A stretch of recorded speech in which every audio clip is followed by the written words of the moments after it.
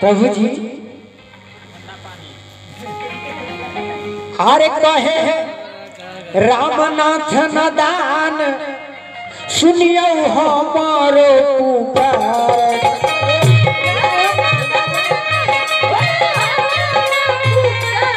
कहे रामनाथ नदान सुनियो हमारो पुकार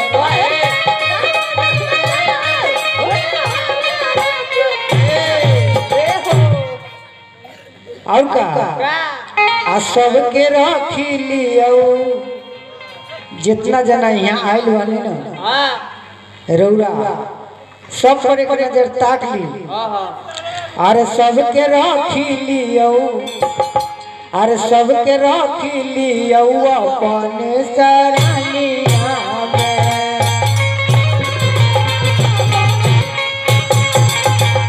सबके रखी लियो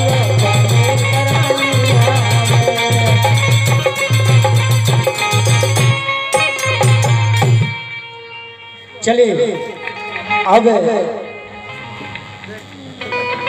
राम लक्ष्मण दोनों भाई मिथिला में जनु धनुष जब हो रहा सब तर न्योता पे ठालवा देश विदेश के राजा लोग वहाँ पहुंचल वाले धनुष जग में आने से अपना गुरु जी के साथ दोनों भाई राम लक्ष्मण ये लोग पहुंचल बने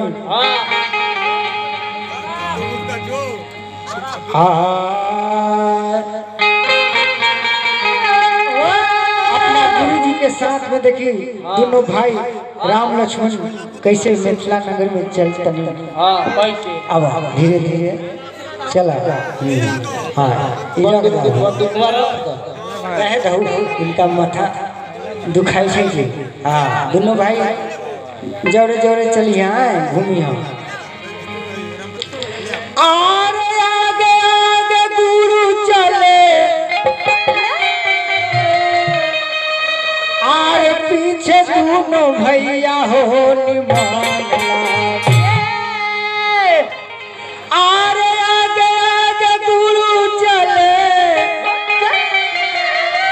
आरे पीछे दोनों भैया हो निमान अचल मिथिला नगरिया हो निमान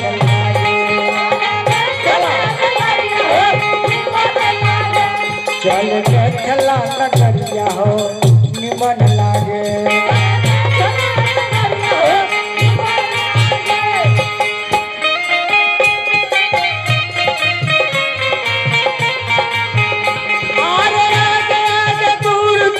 पीछे तुम भैया हो निमान लागे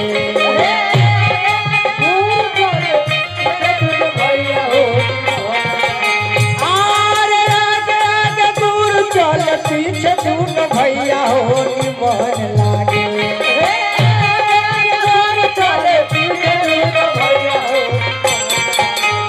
चल मिथिला नगरिया हो निमान लागे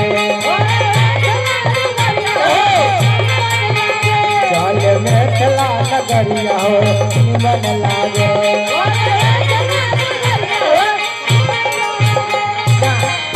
हाँ धनुष है धनुष इमा भी छीन लेते है हम बोले ना धनुष ना छीने है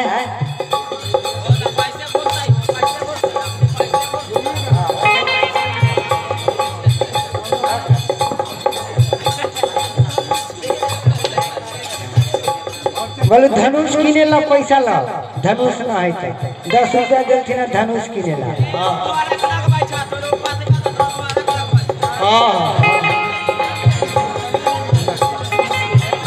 झड़क लगबै छै कि झड़क लगबै छै चले चले मिथिला नगरिया हो निमान लागे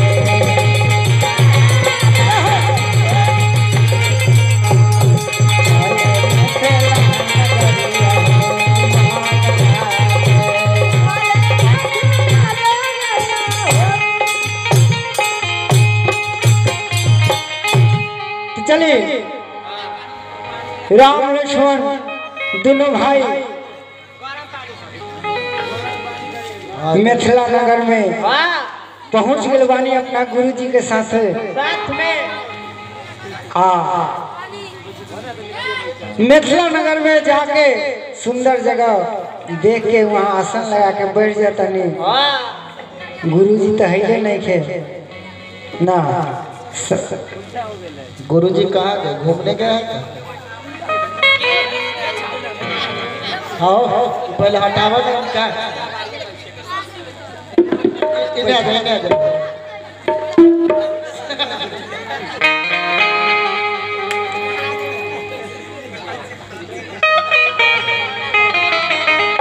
अब वही जगह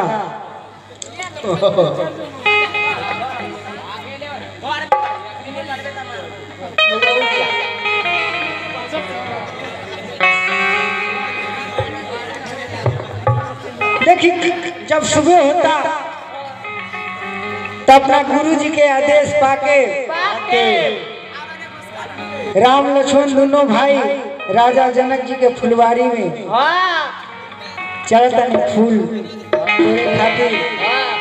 इनका गुरुजी आदेश देता से बउआ लखन दोनों भाई जा फुलवारी में से फूल तोड़ ले आवो, काहे की पूजा करे के टाइम हो गइल बा। आ जल्दी से ना फूल लेके आइह। देखिए फूल में कट्टा होई छे, कहीं चुभा न ली। दोनों भाई कैसे फुलवारी में चलत नहीं, चलते चलते जब थक गईले फुलवारी में बहुत दूर चल गईले, फुलवारी नजर न आई। दोनों भाई देख रहे बानी कन्या फुलवारी बा। लखन लाल जी कहता भैया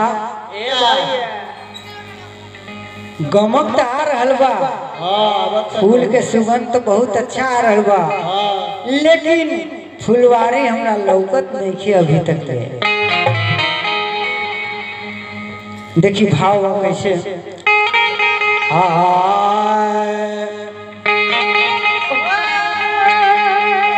लखन लाल जी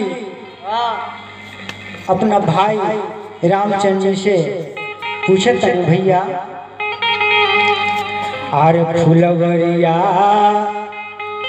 है कितना दूर,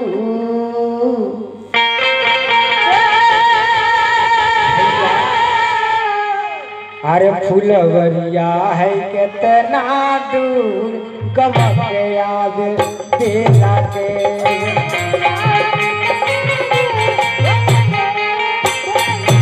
फुलवरिया है कितना दूर, गमक याद देला के।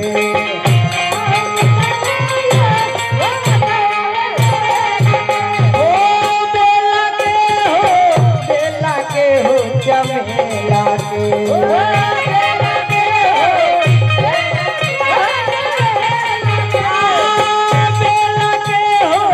बेला के हो चमेला के।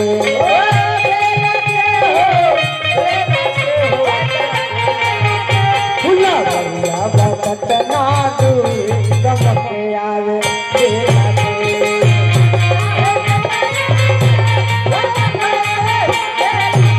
फुलवरिया बकत ना दूर, गमक आवे बेला के।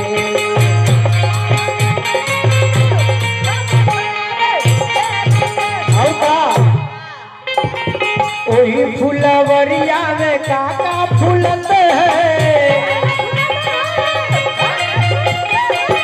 ओही फुलवरिया में काका फूलत है, ओही फुलवरिया में काका फूलत है, फुलवरिया में काका फूलत है, ओही फुलवरिया में काका फूलत है, फुलवरिया आर चंपा चमेली गुलाब गमक आवे बेला के।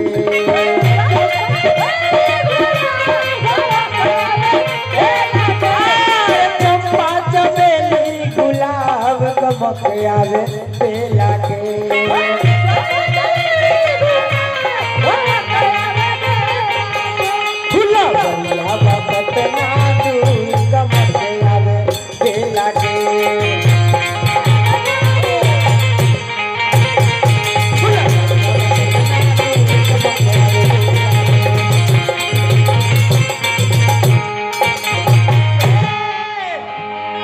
जब फुलवारी में गईले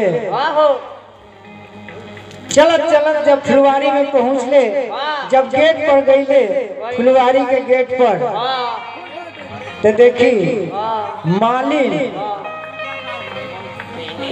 उनकर रास्ता रोकले बा। ए देखी मालिन, यह मालिन लिया मालिन हो कि मालिन के बेटी हो? मालिन हो कि मालिन के बेटी हो? और तुम्हारे बेटी की करे ला? ये मालिन है, ये मालिन के बेटी है। दोनों माई बेटी वाली पानी पटाने। हाँ दोनों मतारी बेटी वाली है। अच्छा ठीक है ठीक है। अच्छा ये बताई रौरा लोग तनी एने आई मेन फ्रंट पर आई। हां बैक फ्रंट पर ई वाला ठीक बा, रौरा कहले बानी से हम बुझता नहीं, लेकिन एमे तनी को जगह बचले में नहीं के बनता, ई चलते हम हटाइले बानी एकरा था। हां बंदूक के साइड करते। ई बताई रौरा दोनों जाना एही जा काहे खातिर आइल बानी? हम फूल तोड़े। क्या हम फूल तोड़े के आई हो? कथि कहै छु? हम फूल तोड़ने आए थे। आज फूल तोड़ दे फूट। फूल तोड़ने आए? फूल तोड़ने आए हैं कि फूल तोड़ने आए? फूल तोड़ने हेलो। पूजा करने के लिए। ईरा और बाबूजी के बगीचा बस राइलिया फुलवारी में घुस गईली। बोलेगा देखी 20 साल से राजा जनक जी के आदेश से फुलवारी में हम ड्यूटी करत आनी। इससे पहले अरे वो लोग आइल बानी तो कौनो हमरा दिक्कत नहीं खे बा, लेकिन जब पूछा तानी रउरा लोग से तबन तबन बताई, तब दोनों जना के फुलवारी में जाए दे अनता न जाए दे।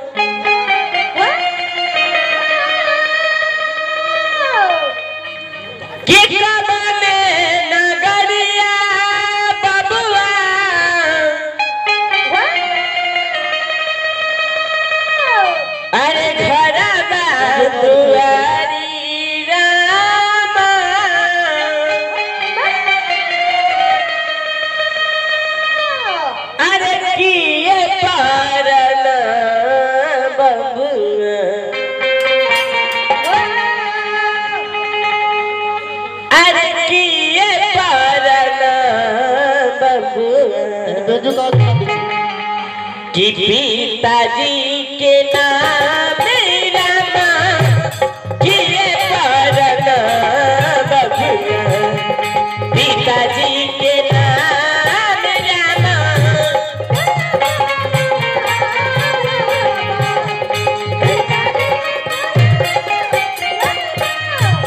करने करन बबुआ। अरे अइला फूल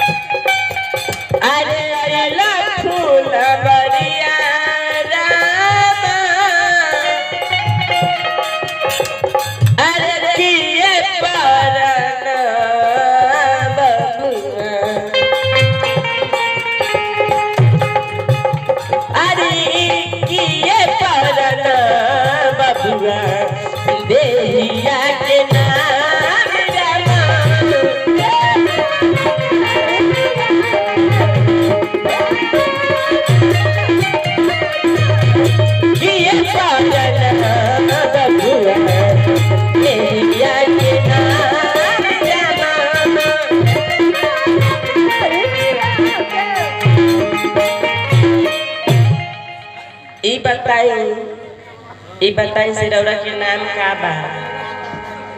बता के 14 जब तक इतना सीधा से खड़ा रह, ऐसे रह। अरे सुन सुन सुन वैसे कला बोले चले वैसे ना बोलिए तो कैसे राजा के बेटा हो कैसे बता देता है?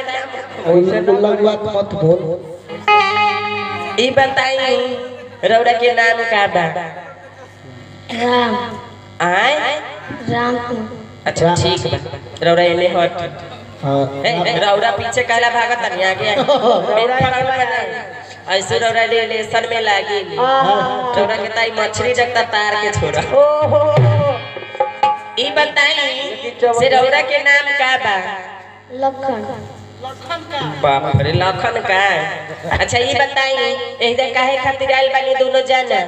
तोरा दोनों के धोए खातिर आय फूल तोड़े आइल बानी। तोरे सुनी दोनों जना एहिजे खड़ा रही, हम जा जानी हम अपना फुलबाड़ी में, हम अपना फुलबाड़ी में से फूल तोड़ के लाई रौरा दोनों जना के एहिजे दे।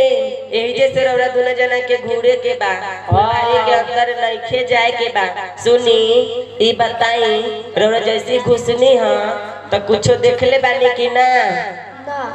ना फुलबाड़ी के गेट पर लिखल रहे से लेडीज लोग के बगीचा बा, कि मर्द लोग के बगीचा नइखे बा। और रौरा मर्द हो के फुलबाड़ी में घुसतानी रौरा के तनको अथी नइखे बुझाता। बताई तो लेडीज बगीचा में ले 10 भाग हो के घुस गई नहीं रहुआ। सुनी ठीक बा रौरा लोग आइल बानी तो ठीक बा, लेकिन जवन जवन पूछले बानी ओकर जल्दी जल्दी सवाल बताई। ओकरा बाद दोनों जना के हम फुलबाड़ी में जाए दे ना तो ना जाए दे, कौनो उपाय नहीं थे। हां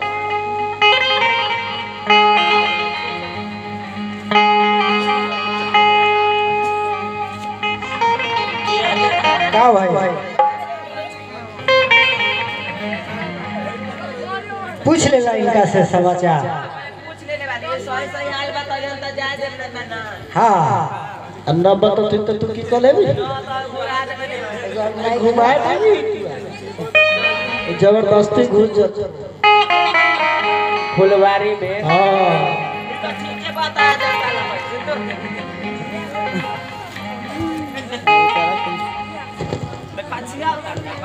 हां ना ना ई